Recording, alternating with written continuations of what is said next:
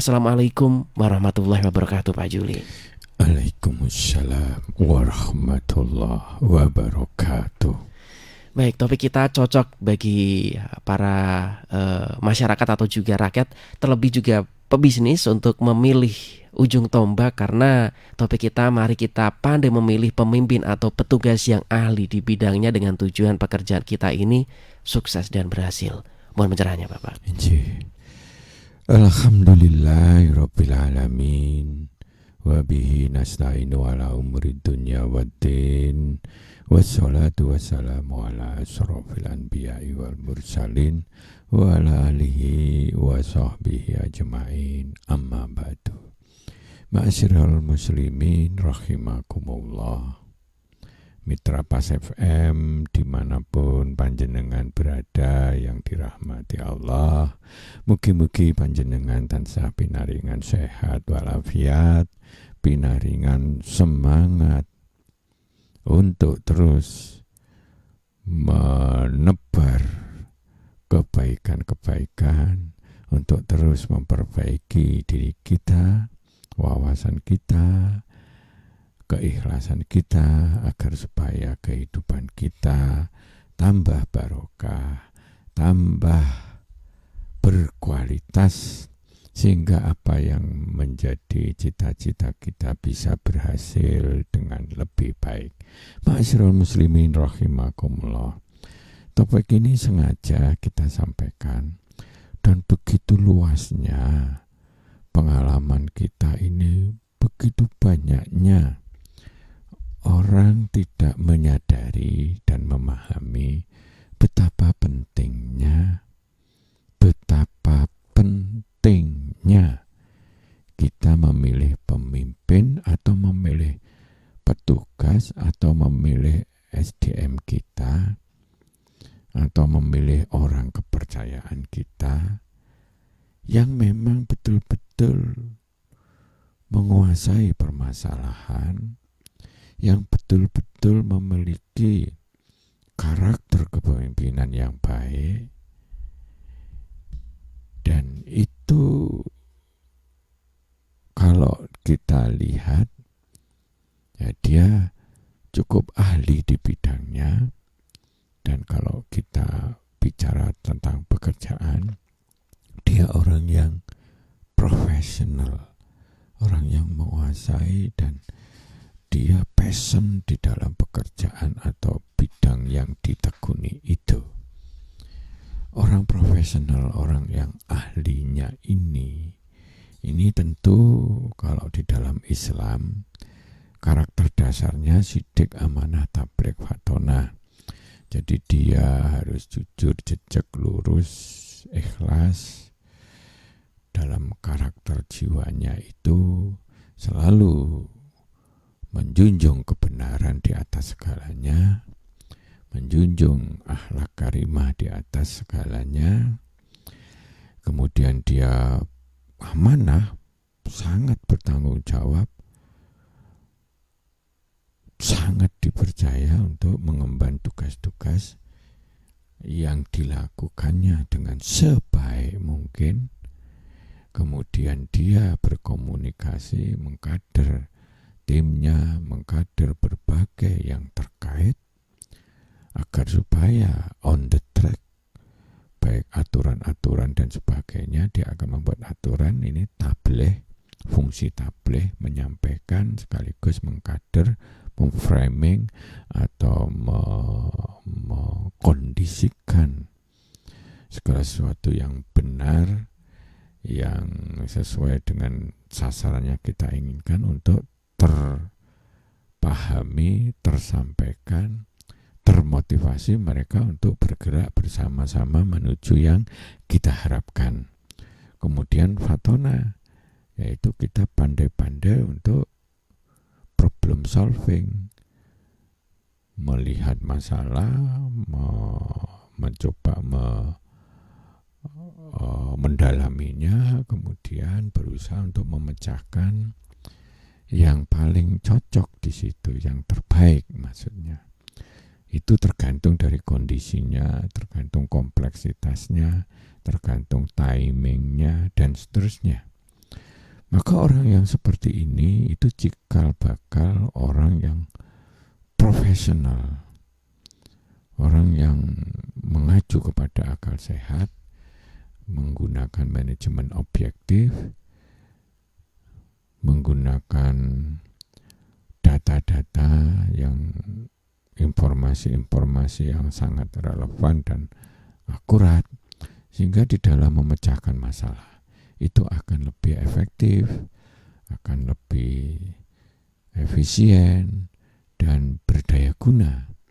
Ma'asyiral muslimin rahimakumullah, sering dalam kehidupan kita, kalau kita sifati di dalam Quran, di dalam hadis Bukhari itu ada yang intinya adalah jangan serahkan segala sesuatu itu kepada yang bukan ahlinya. Kalau itu terjadi, maka tunggulah kehancurannya. Jadi di dalam mengelola sesuatu, sekolah, keluarga, masalah pekerjaan, masalah pemimpin wilayah, entah RT, RW atau kelurahan atau bahkan sampai kepada menteri-menteri atau pemimpin negara atau institusi yudikatif, legislatif, jangan serahkan kepada orang yang bukan ahlinya, yang bukan profesional, yang tidak memiliki karakter yang bagus, yang jujur, yang jejak, yang lurus, yang ikhlas, yang amanah, yang pandai untuk mengkader, membangun SDM-nya, mengembangkan timnya, dan pandai memecahkan masalah, maka hati-hati. Yang terjadi bukan perbaikan, tapi penghancuran institusi itu sendiri atau penghancuran pekerjaan kita. Kalau itu dalam bisnis, ya akhirnya bisnisnya jadi rusak, jadi rugi, jadi hancur, tidak layak lagi, dan seterusnya dan seterusnya. Kalau itu di dalam suatu kampung jadi rusak, kalau itu menjadi di dalam takmir masjid itu jadi budayanya jadi jelek, dan sebagainya. Biasanya dampaknya pelayanan masjid itu jadi rendah, uang yang terkumpul jadi rendah, dan seterusnya. Barang sing rusak-rusak nggak diperbaiki, dan seterusnya. Nah, ini penting. Jadi dalam hadis Bukhari itu demikian. Di Quran ada beberapa, di antaranya misalkan kita lihat a'udzubillahi minasyaitonirrajim di surat An-Nisa itu ya, innallaha ya'murukum an tu'adzul amanati ila ahliha.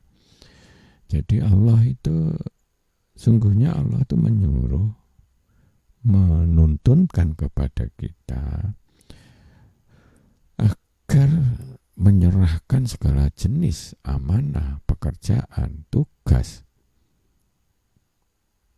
kepada ahlinya. Jadi jangan sembarangan, karena ahlinya itu biasanya memiliki wawasan-wawasan yang cukup, sehingga kalau misalkan mengurus sertifikat tanah misalkan, ya dia sudah tahu langkah-langkahnya bagaimana, antisipasinya gimana. Kalau itu berkaitan dengan para ahli waris yang banyak, apalagi yang sudah tua, itu bagaimana.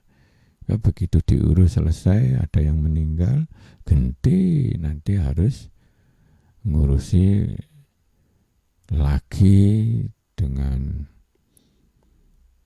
berbagai hal yang lebih sulit. Malah tidak, harus terlibat juga anak-anaknya. Nah, kalau itu terbengkalaikan, akhirnya ruwet terus itu. Nggak diurus-urus, nggak selesai-selesai. Akhirnya yang sudah tanda tangan itu pada meninggal, mengurusnya tambah susah karena anak-anaknya belum tentu tahu, belum tentu setuju, dan seterusnya. Jadi keterbengkalaian, kita nggak ngurus tanpa menyadari itu akibatnya sangat bertele-tele, sangat melakukan banyak pemborosan dan makin sulit untuk dituntaskan. Contoh, ini contoh kecil. Dalam pekerjaan juga begitu. Kalau kita menugaskan kepada orang yang bukan ahlinya, ya dia semampu dia. Kalau kebetulan tugasnya itu levelnya itu lebih tinggi dari kemampuannya, ya dia sulit memecahkannya. Misalkan menyerahkan usaha kepada anak atau kepada orang, tapi kompleksitas usaha itu jauh di atas dari orang itu, sedangkan orang itu tidak memiliki karakter dasar yang kuat, yang berkualitas. Boleh orang itu tidak berpengalaman, kayak Rasul dulu itu menugaskan pemimpin kepada orang muda, padahal dia belum banyak pengalaman, sedangkan yang senior-senior sahabat Rasul itu udah banyak pengalaman, tapi dia tugaskan. Tapi karena dia memiliki karakter dasar kepemimpinan, sidik, amanah, tabligh, fatonahnya kuat, maka otomatis amanah itu akan membangun suatu upaya-upaya agar apa yang diembannya itu bisa berhasil dengan baik, termasuk komunikasi kepada senior dan sebagainya, termasuk diskusi dan sebagainya. Nah, akhirnya mengeksekusi atau memutuskan sesuatu. Nah, ini penting. Nah, karena itu sangat terkait dengan pengalaman dan karakter dasar orang itu. Banyak orang punya pengalaman, tapi karena karakternya jelek, begitu dia diberi amanah, ya sontoloyo, asal-asalan, malah nggak jujur, malah diakal-akali, direkayasa, hancur itu kegiatan itu. Nah, kalau itu skala negara, wah tambah rusak. Saya sependapat, misalkan kemarin MK memutuskan perlu ada revisi, nggak boleh diserahkan ke orang 190. Kalau 190 itu dibagi 30 ya sebagai lintas batas antar keluarga, anak keturunan, itu sudah 6 kali. Jadi 6 kali keturunan itu masih dimiliki oleh seseorang. Nah, apa gunanya kita punya Undang-Undang Dasar 33 yang segala kekayaan ini diuntukkan untuk kepentingan yang sebanyak-banyaknya untuk umat. Ini cara berpikir yang salah sekali. Salah sekali. Nah, inilah akan tumbuh dari orang-orang yang tidak kompeten, bukan ahlinya. Jadi sembarangan wis pokoknya njaluke karepe ngene karepe itu dan sebagainya, apalagi dia dibantu habis-habisan untuk menang atau apa, ya akhirnya dia tunduk kepada si penguasa yang tadi membantunya. Jadi semacam itu. Itulah akhirnya ahli yang bukan ahlinya ini akan membangun pelan-pelan hari ke hari, minggu ke minggu, bulan ke bulan, yang sidik-sidik rusak itu tatanan. Rusak tatanan, entah itu tatanan demokrasi, entah tatanan membangun budaya jujur dan sebagainya. Rusak itu. Di mana-mana diakali, direkayasa, sudah terlalu tua melihat tingkah laku para pemimpin yang nggak beres itu, yang nggak masuk akal, sehingga jadi rusak, jadi bertumpuk-tumpuk problematika kita, akhirnya sangat sulit dipecahkan. Harus diperlukan orang yang sangat kuat. Nah, kalau itu timnya orangnya yang amanah semua, ahlinya, cepat sekali itu, sangat cepat itu. Wes, ono masalah apa, pabrik rusak ada gitu, serahkan sama satu yang hebat, cetok begitu, udah dia mesti membereskan segalanya. Maka kalau perusahaan-perusahaan gede itu, kalau dia mau mengembangkan, apalagi di dalam organisasinya belum ada orang ahlinya, dia beli itu. Dia kejar itu siapa yang ahlinya di bidang kecap misalkan. Siapa sih ahlinya di bidang mie misalkan. Siapa sih ahlinya di bidang kacang misalkan gitu ya. Bidang itu dia kejar, dia beli, dia mahal. Agar supaya ahlinya itu ngikut tim kita dan dia akan sungguh-sungguh memecahkan masalah, apalagi persaingan udah semakin lama semakin kompleks. Oh, alangkah hebatnya kalau para menteri, para pemimpin, para penegak-penegak hukum dan sebagainya, DPR, semuanya concern kepada profesionalisme atau pada ahlinya itu. Apa sih DPR fungsinya gitu lah, fungsi pengawasan dan sebagainya. Tapi begitu banyaknya keteledoran yang ada, malah nyaris menjadi sumber problem, yaitu misalkan korupsi dan sebagainya. Nah, ini kalau skala nasional, namun skala pekerjaan kita yang kecil-kecil di rumah tangga, di wirausaha kita, di pekerjaan yang mana kita diberi amanah, hati-hati kalau kita menugaskan untuk menyelesaikan orang itu. Kalau dia nggak punya karakter dasar bagus, nggak punya karakter profesional, si dia amanah tablek fatona, apalagi nggak pengalaman, itu nanti yang dia dapatkan justru yang sangat terbatas atau tidak banyak bisa menyelesaikan. Itu pengalaman kita sudah ribuan kali. Makanya kalau ada orang konsultasi terus kemana, terus lagi dia itu lagi susah, apalagi kalau susah ekonominya, terus merembet dengan keluarga, bisa cerai dan sebagainya, itu akibat dari memang orang itu nggak profesional, bukan ahlinya, dan dia nggak mau berusaha untuk begitu. Apalagi kalau di dalam dirinya itu ada suatu timbul kesombongan. Salah satu kesombongan di bidang ahlinya atau profesionalisme itu adalah dia merasa sudah bisa, sudah mampu, sudah di atas kelasnya dari masalah yang ada. Misalkan masalah itu memiliki tingkat kesulitan, misalkan 8 gitu.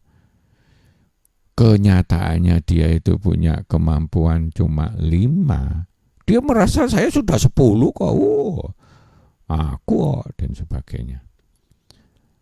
Kalau itu dilepas, rusak itu malahan. Rusak itu tatanan atau pekerjaan itu. Dan ini terjadi berkali-kali. Ada orang belum merasa ahlinya, kan melihat sana sukses dan sebagainya, coba melo, akhirnya pinjam bank.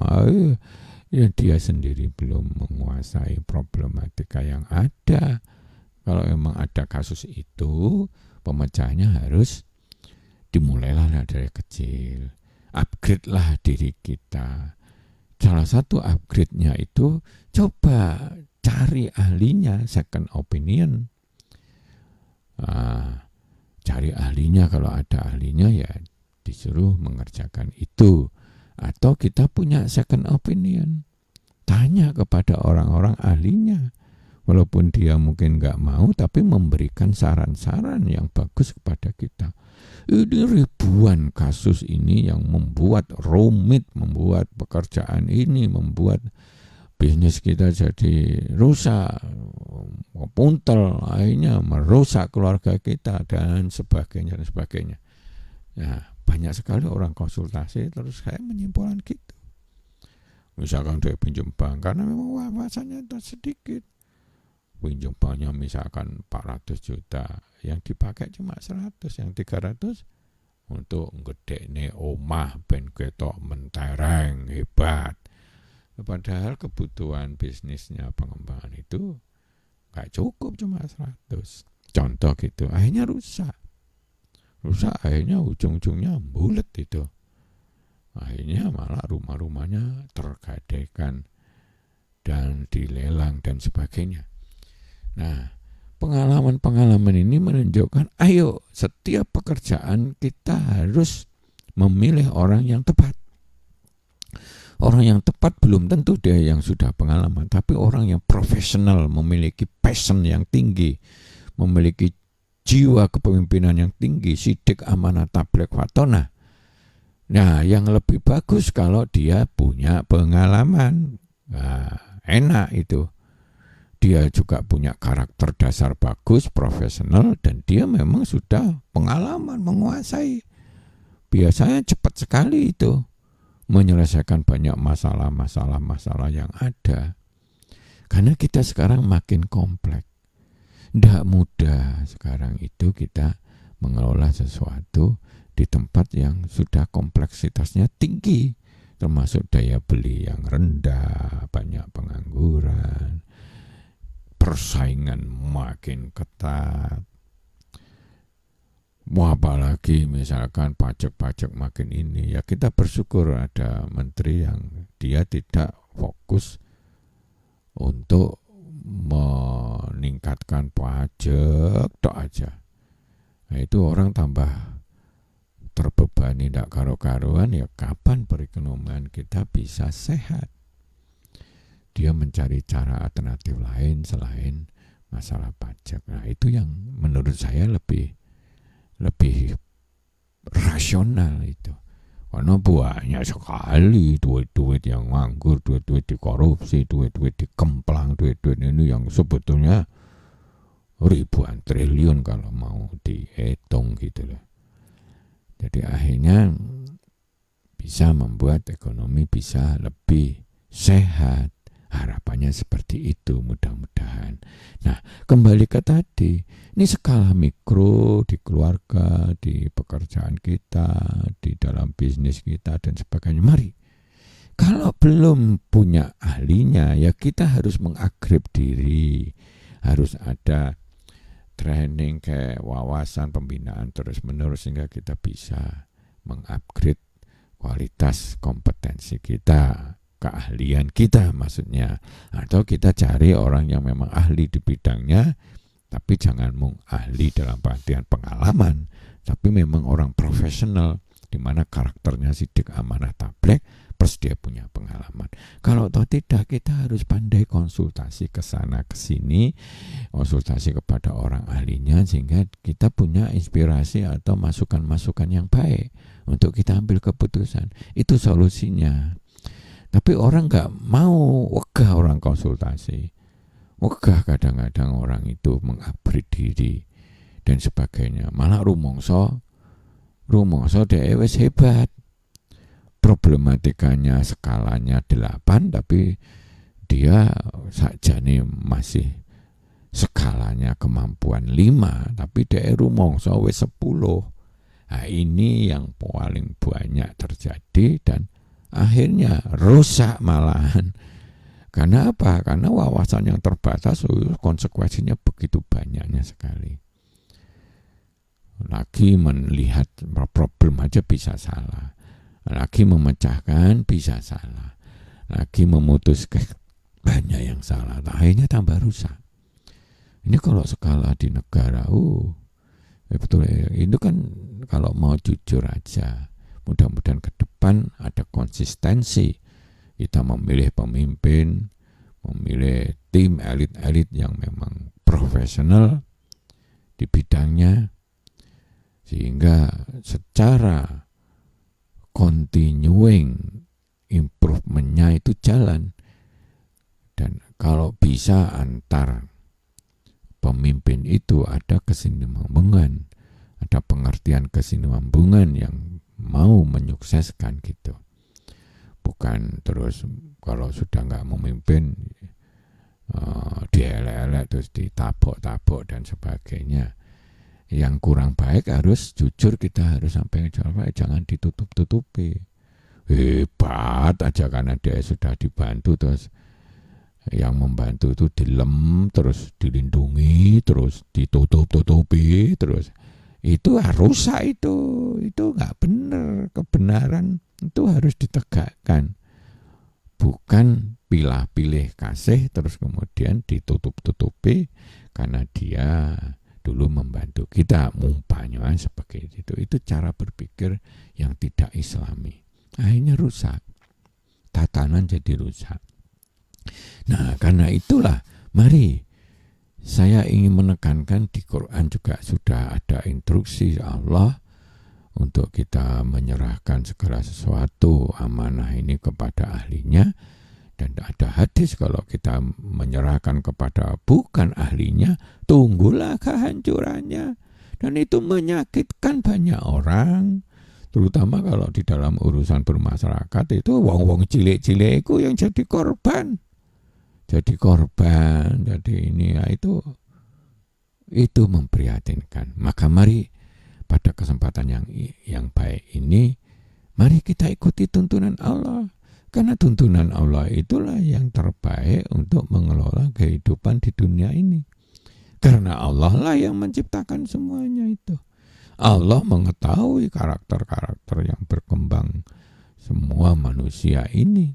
Karena dia yang menciptakan. Karena itu dia memberi peraturan, memberi tuntunan. Sehingga tuntunan itu harus disyukuri, dipahami, bahkan dipelajari untuk diimani, diyakini, dan dilaksanakan dengan sepenuh hati.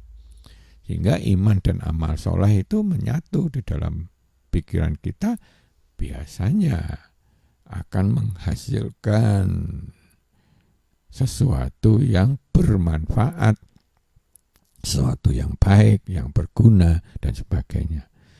Kan banyak itu, begitu sudah baik, entah sekolah, entah masjid, entah apa, lingkungan, begitu diganti nggak benar begitu, itu dalam waktu yang nggak terlalu lama rusak itu tatanan.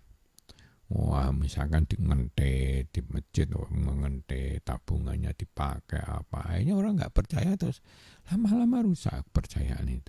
Kalau di sekolah juga begitu, akhirnya nggak ngentat-ngentit dan sebagainya, akhirnya rusak tatanan. Dan seterusnya. Ini begitu banyaknya di dalam kehidupan kita masih terjadi. Orang asal-asalan, bahkan tidak jujur untuk memposisikan diri kita ini bagaimana. Kalau posisi kita ini J5, problematika itu kelihatannya 8 atau 10, ya coba konsultasi kepada orang, coba belajar lagi dan sebagainya, cobalah diskusi dengan tim sehingga ada solusi-solusi yang terbaik. Kita minta saran-saran kepada orang yang lebih menguasai, itu baik, itu dianjurkan, dan itu tersembunyi di dalam satu perintah Allah, bersilaturahimlah. Karena bersilaturahim salah satunya memiliki manfaat untuk menyuburkan rezeki itu, selain memperpanjang umur, menyuburkan rezeki. Nah, disitulah terjadi dialog, namanya manusia atau dialog sampai sini. Gitulah, sehingga akhirnya menjadi masukan-masukan yang akan memperkaya pertimbangan kita untuk menjadikan keputusan kita ini bisa yang terbaik, sehingga pekerjaan atau situasi yang kita harapkan bisa lebih sukses, bisa lebih berhasil sesuai yang kita harapkan. Monggo kita sharing pada kesempatan ini, silakan. Baik, untuk Anda Mitra Pas yang pagi ini ingin bergabung, silakan Anda bisa telepon di 02953858877. Sementara untuk WhatsApp di 085277999101. Dan line telepon juga bisa dimanfaatkan lewat 02953858877 Mitra Pas. Anda juga bisa komentar di fanpage kami Radio Pas FM Pati 2. Dan sekali lagi topik kita cukup menarik. Mari kita pandai memilih pemimpin atau petugas yang ahli di bidangnya agar tujuan pekerjaan bisa sukses dan berhasil. Yang sudah bergabung, saya bacakan dari hamba Allah saja Bapak. Sensitif ini yang ditanyakan. Assalamualaikum warahmatullahi wabarakatuh Pak Juli. Waalaikumsalam warahmatullahi wabarakatuh. Ini dari hamba Allah. ada beberapa hal yang sebetulnya kurang mengenakan, entah itu yayasan atau yang berkaitan tentang masjid ini.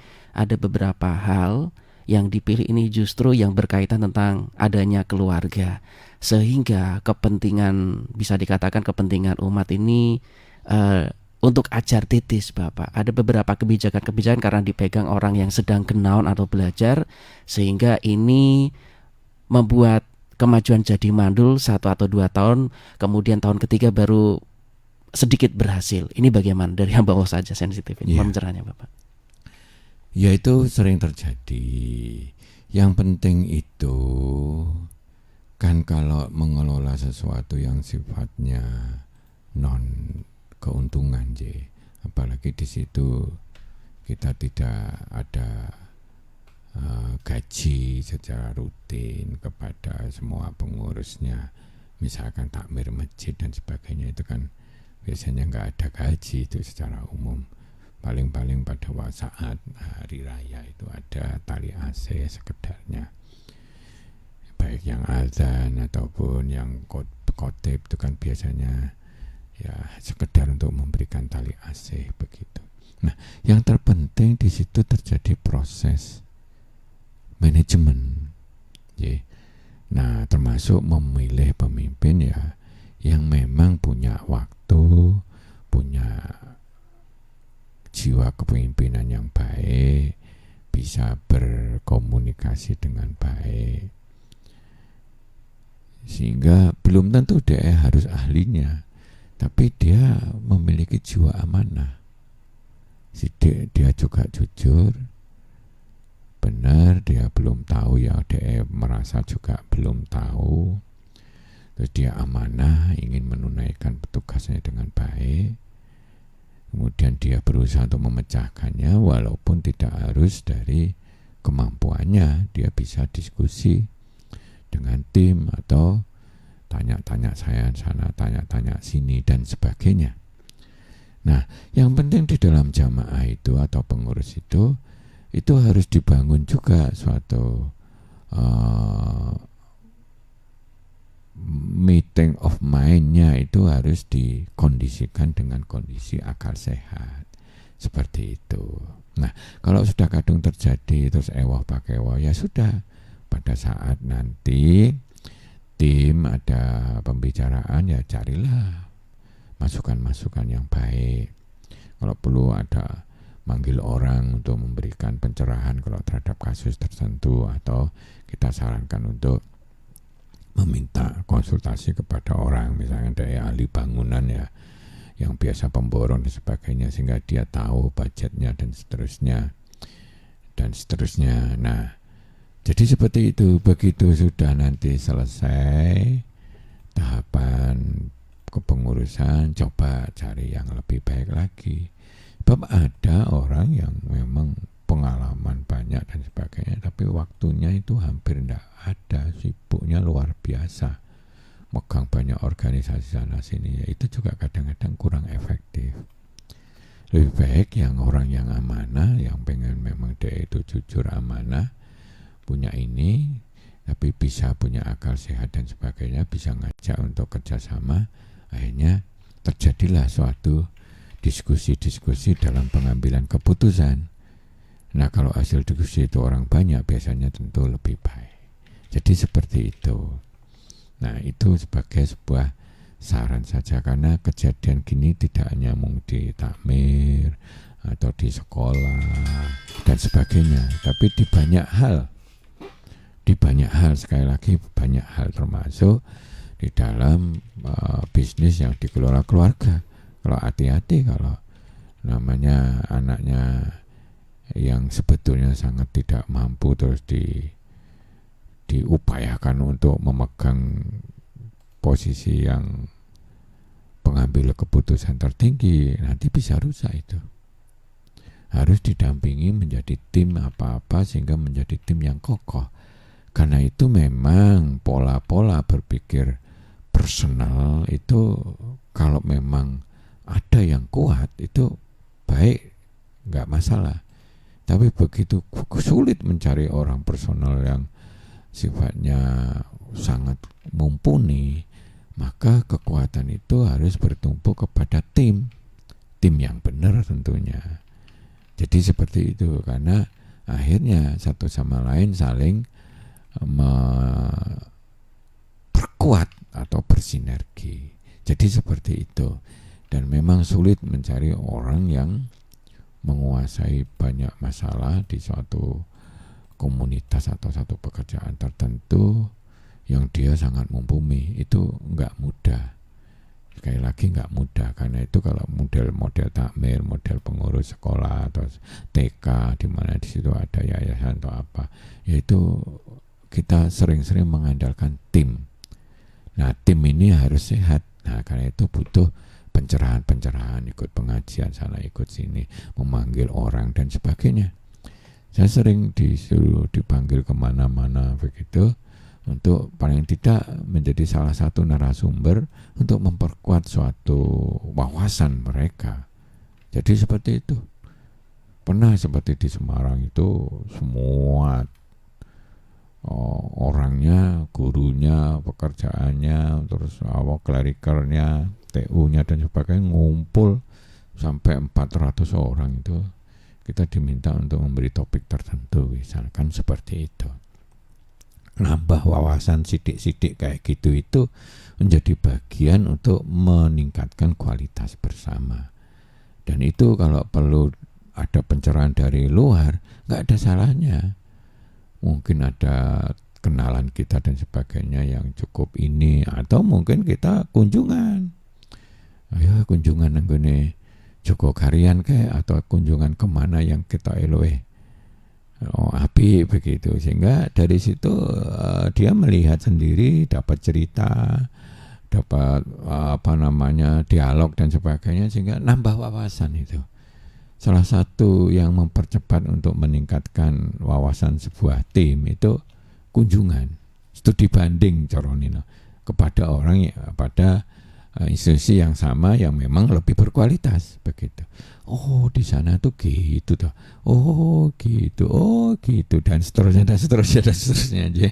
Ngaten kemawon, monggo ada yang lain mungkin silakan. Ya, tinggal satu lagi dari kebanyakan kita kekurangan SDM, sehingga yang menjadi beberapa seperti ketua, panitia dan sebagainya itu dipelekotokan atau dipaksa untuk mengampu sebuah pekerjaan yang dia tidak bisa bapak dari Pak Karnawi. Mohon pencerahannya. Iya, itu sangat sering terjadi.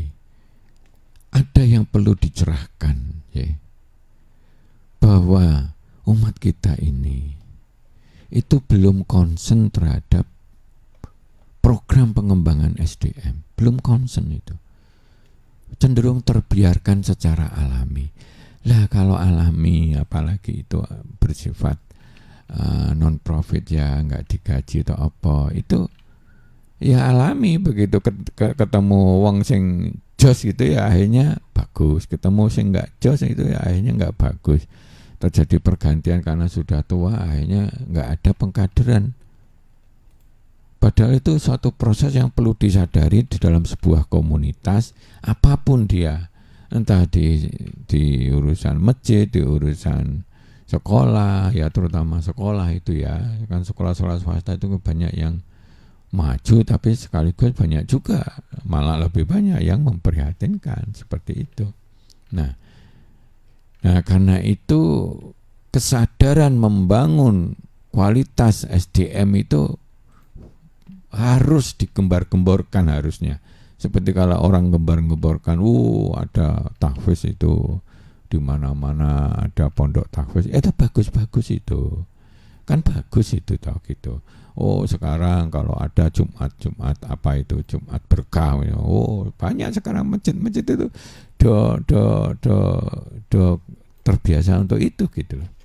Jadi perlu digembar-gemborkan, perlunya kita mempersiapkan sejak awal yang namanya program-program pengembangan kualitas SDM kita di tim kita, sehingga nggak dadakan gitu, begitu ketemu wong sing apik ya wis lancar gitu, tapi mempersiapkan kadernya kurang, begitu sudah waktunya ganti langsung bleks gitu. Contoh gitu, ini sangat banyak.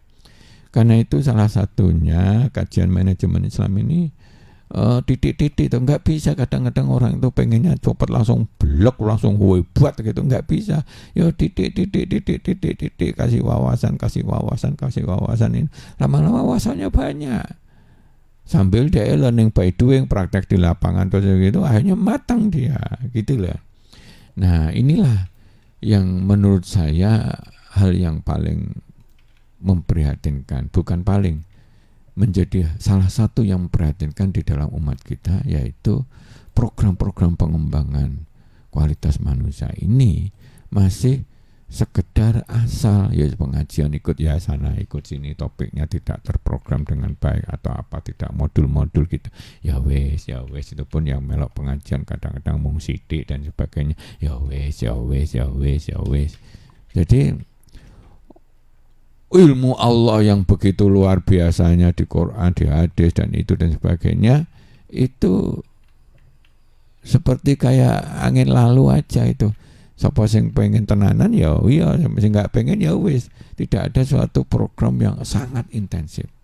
Ini kekurangan dari umat kita di banyak organisasi. Nah, ini salah satunya kita ingin memunculkan kajian manajemen Islam.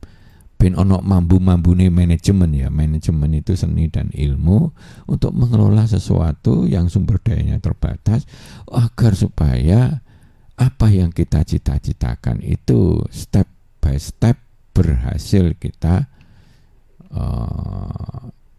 dapatkan. Jadi seperti itu. Kalau itu di suatu institusi pendidikan, akhirnya pendidikannya bisa berkualitas dan berkembang. Kalau di dalam suatu bisnis juga begitu dan seterusnya. Kalau di dalam masyarakat juga seperti itu. Jadi ada kesinambungan. Misalnya jadi RT, ya bagaimana mikir tuh RT yang sekarang tuh, gimana nanti penggantinya ya, harus kita dukung itu, sehingga akhirnya berkelanjutan menjadi suatu lingkungan walaupun di level RT yang berkualitas, dan itu nyeneng nih berkualitas karena itu serawung tiap hari begitu dan sebagainya. Kalau berkualitas nyeneng nih, akhirnya banyak duit terkumpul karena sosial, ada gini komunikasi gotong royong apa ngomongnya juga sudah enak, jarang sing intik-intikan, serang-serangan, tapi jujur berdiskusi dengan baik, ya enak suasananya, saling memberi, ono duit turah ya tinggi apa, jadi suasana jadi kayak surgawi seperti itu, enak ning dunya. Nah itulah. Nah ini secara umum begitu prinsipnya. Jadi mudah-mudahan ke depan program pengembangan SDM ini menjadi concern di semua organisasi. Yang itu tidak bisa dibangun secara instan, itu angel, itu mesti harus suatu proses, melalui proses yang cukup panjang untuk mengkader orang-orang biar bagus. Kalau enggak ya alami aja. Alami itu misalnya dari 1000 yang muncul mung 1 gitu. Tapi kalau dikader dari 1000 itu bisa muncul 200. 200 ya suake loh Pak, 200 kalau wong hebat-hebat begitu dari 1000 gitu. Tapi kalau alami kadang-kadang dari 1000 itu kadang-kadang muncul ya mung 1 atau 2 kayak gitu. Sing liyane ya ketinggalan gitu. Karena enggak punya otodidak untuk banyak belajar secara mandiri seperti itu. Dan tidak mudah. Jadi perlu ada program intensif begitu. Saya menamakan kajian manajemen Islam, bagaimana suatu kajian di mana wawasan untuk mengelola kehidupan kita secara Islami ini bisa tersampaikan, bisa membekali umat kita. Itu prinsipnya. Monggo yang lain. Baik, kita harus segera closing Bapak. Terima kasih sudah rawuh di Studio 1 Radio Pas FM Pati, dan semoga kajian kita ini mendapatkan satu hal yang luar biasa sehingga umat ini makin tercerahkan. Ya mudah-mudahan ada manfaatnya. Mudah-mudahan kita terus semangat untuk membangun kualitas kita untuk kepentingan kemaslahatan umat kita di masa yang akan datang, hasanah dunia maupun hasanah akhirat. Wabillahi taufik wal hidayah. Assalamualaikum warahmatullahi wabarakatuh. Waalaikumsalam warahmatullahi wabarakatuh.